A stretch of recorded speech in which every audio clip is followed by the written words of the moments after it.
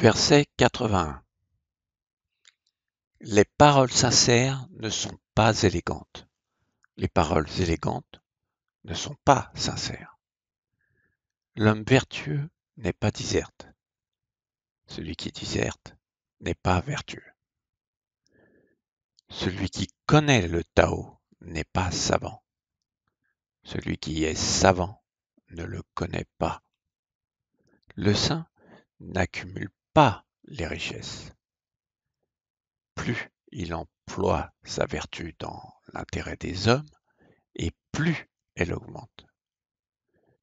Plus il donne aux hommes, et plus il s'enrichit. Telle est la voie du ciel, qu'il est utile aux êtres et ne leur nuit point. Telle est la voie du saint, qu'il agit et ne dispute point. Et voilà, nous arrivons au dernier verset. C'était une très belle aventure. 6 ans pour réaliser cette série, comme quoi la persévérance est récompensée. Nous avons avec ce verset un petit résumé de plusieurs préceptes de la série.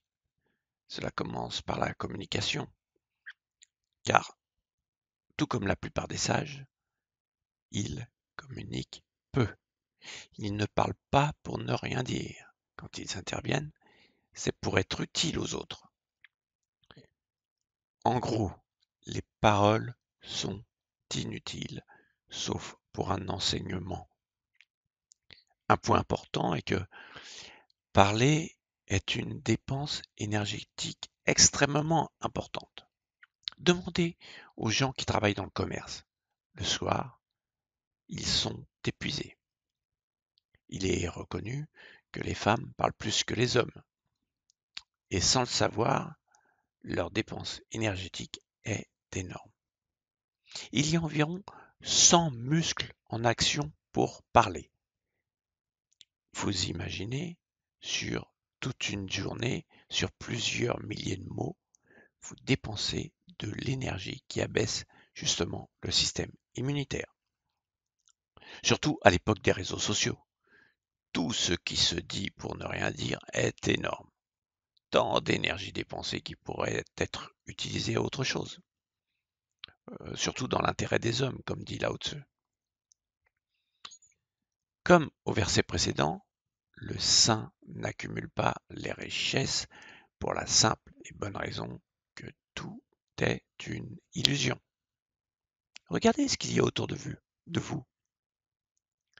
Tout ce que vous possédez, cela ne va plus exister quand vous allez basculer dans l'autre monde.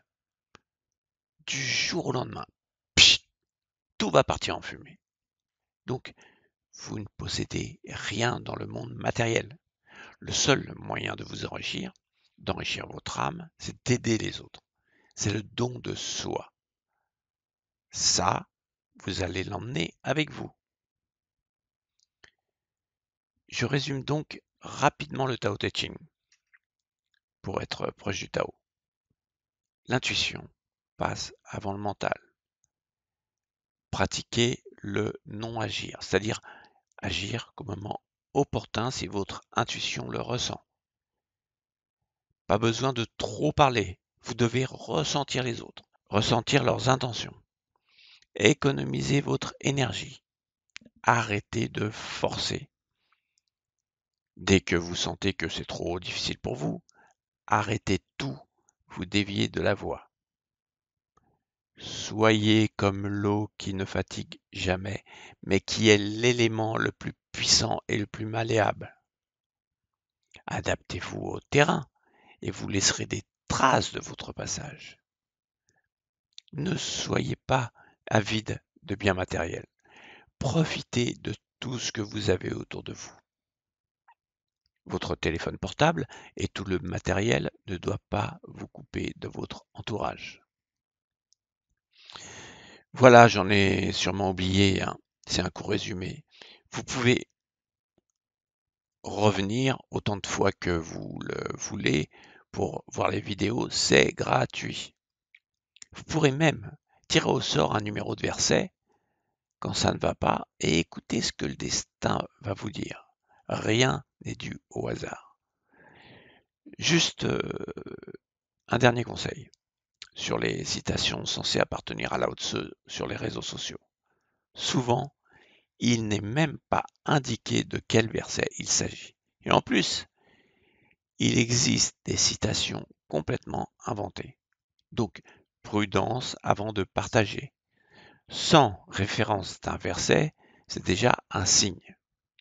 Alors que avec ces vidéos, ces 6 ans de travail et d'études, vous pouvez vous y fier sans aucun problème. Je vous souhaite une bonne continuation. Restez zen et prenez soin de vous. Au revoir.